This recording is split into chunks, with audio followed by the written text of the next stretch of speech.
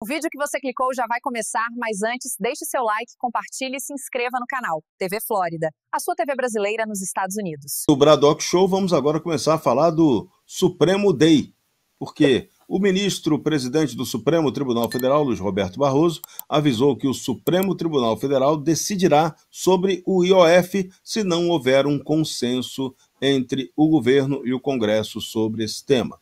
O presidente supremo disse que a corte decide interpretando e aplicando a Constituição. Barroso afirmou que há sempre um ator institucional relevante que traz para o STF as discussões e traz também o STF para as discussões. O ministro ressaltou que o Supremo decide questões mais divisivas da sociedade. Também lembrou que o Supremo está sempre desagradando a alguém em suas decisões. Barroso destacou que resolver os conflitos por consenso é preferível a soluções com derrotados. André Marcília, você concorda com essa? Não, nem com essa, nem com nenhuma outra. Não tem uma com quem eu concorde. E com as próximas que virão eu já discordo também por antecipação, porque eu sei que nada bom vem dali, sobretudo desse que está aqui no nosso GC, nosso querido ministro. Querido, obviamente, entre aspas. O que a gente precisa entender é que o consenso não é produzido pelo judiciário, entendeu? O consenso é trabalho do Congresso. O Congresso busca consenso.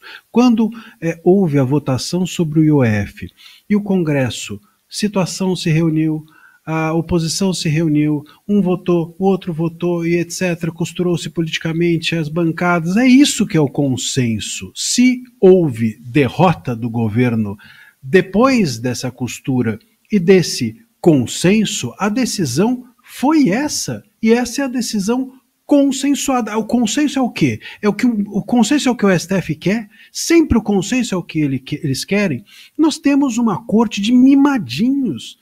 É um monte de ministro mimado. A minha vontade é o consenso. Agora, quando o Congresso chega a uma conclusão que não é que eu gostaria, não há consenso e eu preciso, então, buscar o consenso. Veja, o resultado das pautas congressistas é um consenso. Um vence uma hora, outro vence em outra. Pô, se você acha que consenso é só quando o teu time ganha, você não está a favor do consenso. Você é um autoritário. Olha, eu sou muito a favor do consenso, mas quando meu time perde, eu vou lá no videogame, eu vou lá e reseto o jogo e começo outra vez. Não, então, não é a favor do consenso. Você percebe onde a gente está chegando? Isso aconteceu com as redes sociais. O Congresso foi lá e votou. Não queremos regulação. O STF falou, não, esse é um consenso que não me serve, então eu vou buscar aqui uma nova regulação das redes feita por mim. Agora é a mesma coisa, o Congresso chegou a uma conclusão sobre o IOF que não é a que o STF queria. O que o STF fez? Bom, esse consenso não me interessa e vou agora buscar o consenso desejado por mim. Provavelmente o STF, com essa conciliação, com essa chamada que o ministro Moraes vai fazer, que é uma espécie de chamada de professora primário, vai chamar a garotada para se conciliar e ouvir. Parem de brigar, agora a minha vontade é que vai ser imposta a vocês, vai ser uma nova regulação. Agora vem aí a regulação do IOF, feita pelo STF, a partir de uma conciliação que não existe. Repito, o Congresso é o espaço de debates, o debate sobre o que vale mais, o que vale menos, você cede aqui, eu cedo ali. Quando isso vai para o judiciário, o trabalho deles é dizer sim ou não, é constitucional ou inconstitucional e acabou. E ainda assim, se o caso, porque tem coisas que eles nem deveriam avaliar por uma questão ética, moral e constitucional. Então a gente está aqui diante de um STF que, mais uma vez eu vou dizer, quando a solução que o Congresso apresenta é aquilo que eles querem, bom, maravilha, eu respeito. Quando não é, opa, falta consenso, e aí sai o STF para fazer consenso. Olha, chega a ser risível o STF acreditar que o ministro Moraes é capaz de conciliar alguém. Se tem uma coisa que o ministro Moraes não é capaz é de ser conciliador. E outra, hein? É mais uma função que o ministro Moraes agora passa a fazer. Ele já é réu, já é vítima. Réu ele não é. Bom, réu ele também é. Mas nos casos dele, ele é vítima, ele é perito, ele é o julgador, agora também ele é conciliador. É um menino talentoso. Vai ter que receber um aumento salarial, de repente, em função disso. É muita missão, muito trabalho.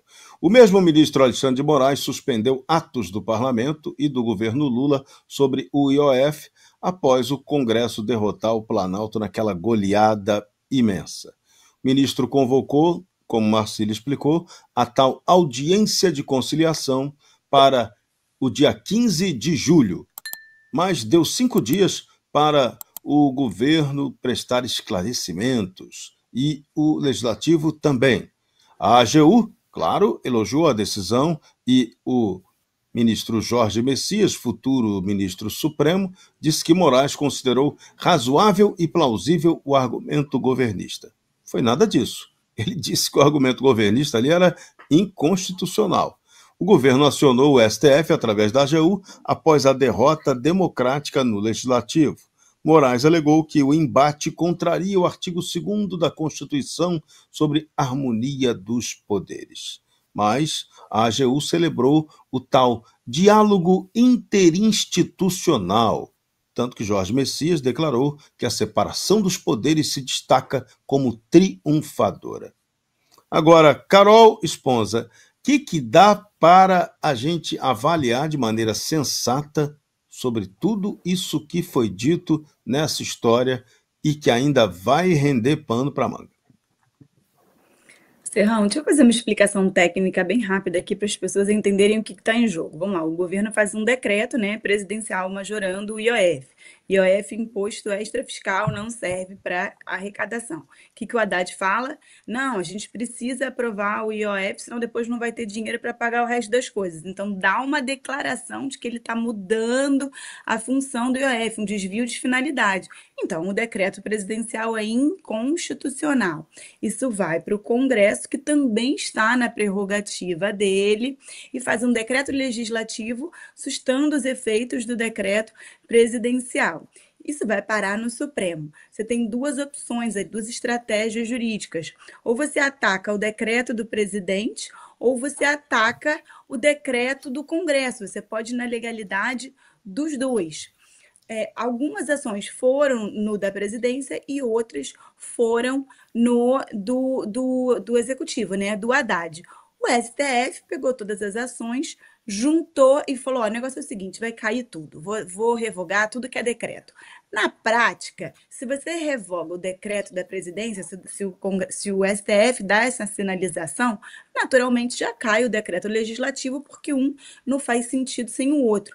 Mas o STF teve que fazer uma escolha política, que é o que ele vem fazendo nos últimos anos, esquece a lei e faz só uma escolha política.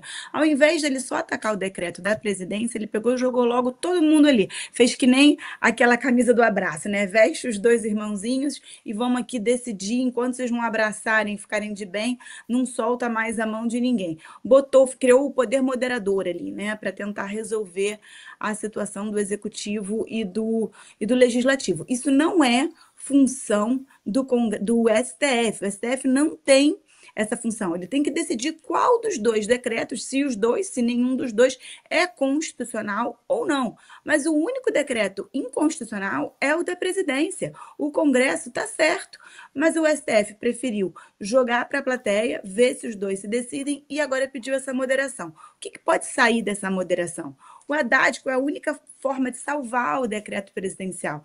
É o Haddad falar: olha só, a majoração do IOF é só para fins de regular o mercado financeiro e não para cobrir o meu rombo nas contas públicas. Como o Haddad vai fazer isso, eu não tenho a menor ideia, ele não tem a menor possibilidade de fazer isso. Então, o que se espera é que, de fato, essa decisão seja mantida e a gente não tenha aumento do IOF. Você está ligado no Bradock Show, oferecimento Golden Brasil. Agora, Darcio Bracarense me fez lembrar essa história de hoje sobre o tal poder moderador. E o poder moderador ele é muito interessante, ele não está previsto na Constituição Brasileira de 88, mas ele foi algo presente na Constituição do Império de 1824. E no artigo 98, que define esse poder moderador, olha só o que está escrito, é muito interessante. O poder moderador é a chave de toda organização política e é delegado privativamente ao imperador, como chefe supremo da nação.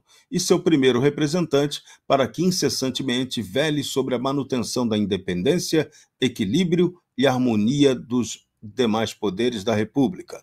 No artigo 99, a pessoa do imperador é inviolável e sagrada. Ele não está sujeito a responsabilidade alguma. Artigo 100. Os seus títulos são Imperador Constitucional e Defensor Perpétuo do Brasil, e tem o tratamento de Majestade Imperial. No artigo 101, o imperador exerce o poder moderador, nomeando senadores, convocando a Assembleia Geral extraordinariamente, sancionando os decretos e resoluções das assembleias, aprovando e suspendendo interinamente resoluções, propondo, prorrogando ou adiando a Assembleia Geral, dissolvendo a Câmara dos Deputados, em casos em que se exigir a salvação do Estado, e convocando imediatamente outra que a substitua, nomeando e demitindo livremente os ministros de Estado, suspendendo os magistrados, perdoando e moderando as penas impostas aos réus condenados por sentença, concedendo anistia em caso urgente a quem assim aconselhem a humanidade e o bem do Estado. Meu caro Darcio, se aplicasse o que está escrito aí nesse poder moderador do império aos imperadores atuais, o negócio ia ficar supremíssimo, hein? Pois é, a gente já está quase lá, estamos retomando. E a Majestade Imperial do Brasil tomou uma decisão muito bem observada pela Carol Esponza, muito política. Porque, de fato, ele simplesmente atropelou as prerrogativas do Congresso Nacional, mas a figura utilizada por ela do papai é muito boa. Inclusive, eu lembrei hoje de uma briga que eu tive com a minha irmã e que meu pai fez a mesma coisa. Eu tinha 6 anos, a minha irmã 10, e colocou os dois no quarto de castigo até que se resolvessem. Hoje, a Majestade Imperial colocou o Congresso e o governo de castigo até que eles se resolvam. A questão toda é a seguinte, Serrão, e aqui eu quero trazer um dado que você trouxe hoje para esse programa. O Banco dos BRICS custou ao Brasil 28 bilhões de dólares, isso dá mais de 150 milhões de reais. Pense, esse IOF, o governo tentava arrecadar cerca de 60 milhões em 2 anos. Ou seja, a gente já gastou 150 bilhões de reais para poder a Dilma brincar de banco. É banco que ela tem uma relação bem antiga. Né? Quem quiser pesquisar no Google qual era o tipo de relação que ela tinha com os bancos, é fácil, é rapidinho, vocês vão descobrir. Pois é, então eu acho assim que é tudo muito na cara da população. Né? Por que os BRICS não devolvem esse dinheiro para nós, que pertence ao Brasil, para que a gente não tenha que impor aos brasileiros e aos mais pobres, porque IOF incide sobre operações de crédito, portanto os mais pobres também pagam IOF. Por que eles não devolvem esse dinheiro para que esse tipo de confusão não aconteça? Mas a Majestade Imperial, como lembrou o Serrão, não está muito preocupada se a gente emprestou ou deu, ou sei lá o que fez, com mais de 150 bilhões, quando esses 150 bilhões vão criar um banco para chineses e russos. É isso. É essa a grande tristeza do Brasil, Serrão. Dureza total. Enquanto isso, bem longe da sala de justiça, o presidente do Congresso Nacional, Davi Alcolumbre, está dando sinais de que pretende retomar as negociações com o Palácio do Planalto. Lula liberou 26 milhões de reais em emendas e Alcolumbre após a derrubada do decreto do IOF. A liberação de emendas e negociações por cargos motivam a mudança de posicionamento do Alcolumbre. Existe uma disputa pelo comando dos Correios entre o governo e Alcolumbre. O atual presidente Fabiano Silva foi indicado pelo Prerrogativas e agora está travando um embate com Rui Costa.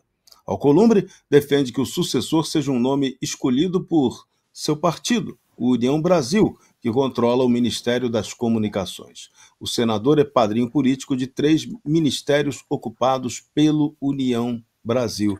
André Marcília, está aí a lógica da negociação, a lógica franciscana, né? O famoso é dando que se recebe, né? Evocado séculos atrás pelo inesquecível Roberto Cardoso Alves, né? Ô Serrão, é tudo sobre emenda, né? A emenda é que move o Brasil.